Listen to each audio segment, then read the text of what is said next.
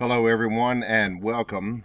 Today is Ash Wednesday, marking the first day of Lent, 40 days between today and Holy Saturday, the day before Easter.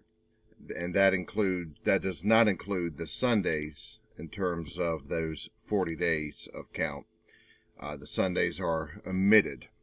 And so we are reading, on average at least, a chapter of Exodus per day, 40 chapters, across 40 days, albeit I'm aware that each of you have a different application in terms of how and when you make your readings, and that is perfectly appropriate and fine. Exodus is a very helpful book, one of the most formative books of the entire corpus of Scripture, Testaments Old and New. And it has particular helpful attestations during Lent, some certain things that we will run across as we encounter them. And so the context here of Exodus 1, it spills over from the book of Genesis. The books of the Bible were not generally put together in chronological order, and so in many cases the preceding book has no direct context in terms of the conclusion of a preceding book to the next book in our what we call our canonical order. However, there's an exception in the case of Genesis and Exodus. They do follow. Exodus does follow the chronology of Genesis, and there in Genesis, at the conclusion, Joseph, who had been betrayed by his brothers, sold into slavery, yet he rose to be the prime minister, secretary of state, secretary of agriculture, treasury secretary, and all of these kinds of capacities all rolled into one. There Joseph served. Interestingly, at the conclusion of Genesis, Joseph had created quite a ways and means for Pharaoh and Egypt to become economically prosperous by taking the assets of the populace, and then by taking members of the populace themselves as slaves. And so then it spills over, come Exodus 1, things have sped up by about 400 years. And of course, Joseph had brought his family with him, to his father and his brothers and their household. They had an entire clan. After 400 years, they had the makings of a nation, a small, modest nation of people.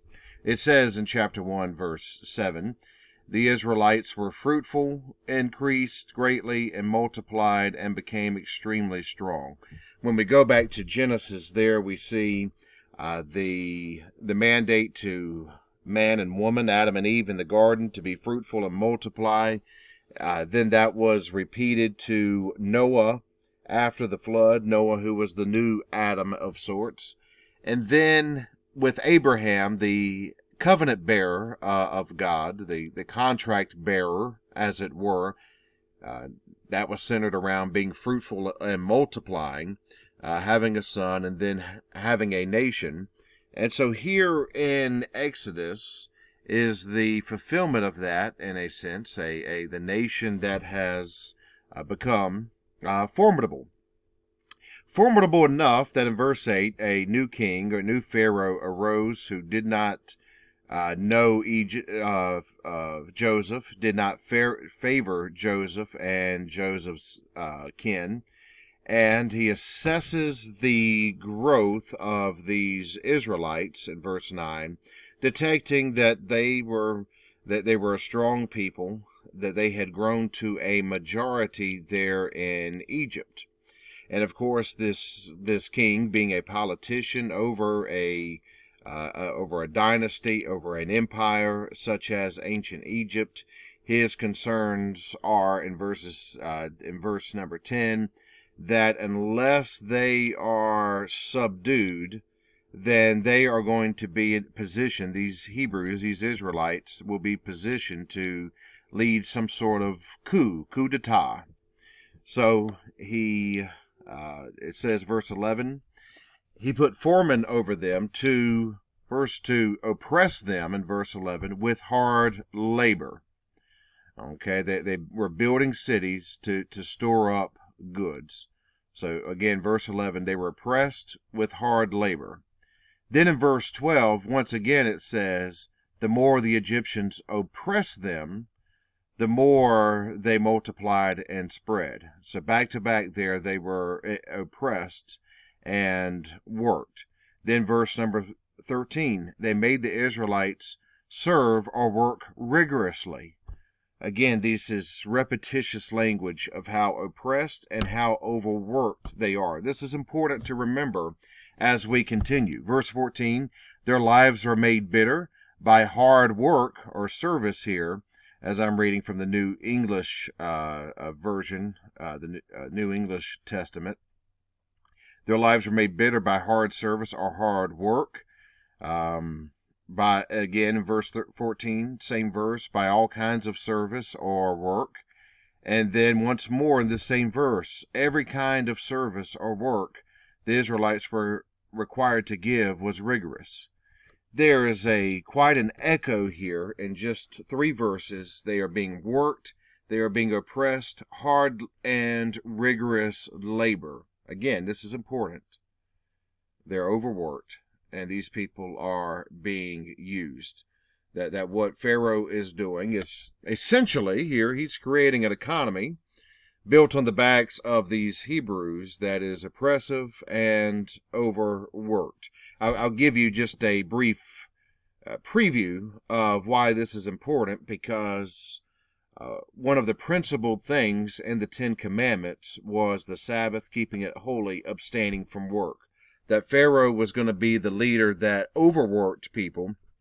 God was going to be the leader that enabled people to take time and rest. So verse number 15, the king of Egypt said to the Hebrew midwives, if the ones that were assisting the Hebrew women in childbearing, if it is a son, kill him, but if it is a daughter, she may live. And so many of you have heard me discuss childbearingness and the world of antiquity so many times, and how challenging it was to bear children in the first place, malnourishment, vitamin deficiencies and such. The fertility cycle was not all that consistent, persistent, and healthy. The prenatal care, labor and delivery care was so primitive, and other diseases, that half the populace did not survive past the age of 5. And sons were considered much more socially weightier than daughters. One needed a son to be a head of household, and you needed multiple sons as a backup to your eldest son. And so your idea is you'd have enough sons to where at least one of them would outlive you. And here, the Pharaoh, the king of Egypt, is targeting the sons. The daughters can live, but the sons have to be put to death. But the midwives in verse 17, they are concerned. They let the boys live. And so verse 18, the king of Egypt summoned the midwives and said, why have you done this? They responded, verse 19, because the Hebrew women are not like the Egyptian women. They are vigorous. They give birth before the midwife is able to even arrive there. I mean, it's quite a testament. Many of us know how intense the labor delivery process can be. A lot of waiting. And here is this interesting picture of the Hebrew women. They're so efficient. The men are being worked hard, tirelessly abused. Meanwhile, the women are so efficient that they are able to give birth before the midwife can even survive. And it says, verse 20, the people multiplied and became very strong. In a world where of a low life expectancy, of a high infant mortality rate, here the Hebrews appear to be some sort of exception to that, and it becomes a threat to Pharaoh. And in fact, these Egyptian midwives are able to see how effective and efficient these Hebrews are, and it makes them have the fear of God in them in verse 21. Then verse 22, the chapter concludes, Pharaoh commanded all his people, quoting, all sons that are born you must throw into the rivers, but all daughters you may let live. And so here in this first reading, we draw a conclusion with this chapter, this relatively short chapter, as now the scene is set here. If this were some sort of playwright, this is scene number 1. A threatened Pharaoh, even a threatened midwives of Egypt, because the really of the vibrancy of the women. And so with that, we will pause here. As always, if you have any questions or comments, I'm glad to address these and by email or in a subsequent video, of course, leaving any of your remarks or your questions anonymous. And so with that, we conclude day 1, Exodus chapter 1, and I will meet you again tomorrow for Exodus chapter 2. Thank you for joining with me in this sacred Lenten task.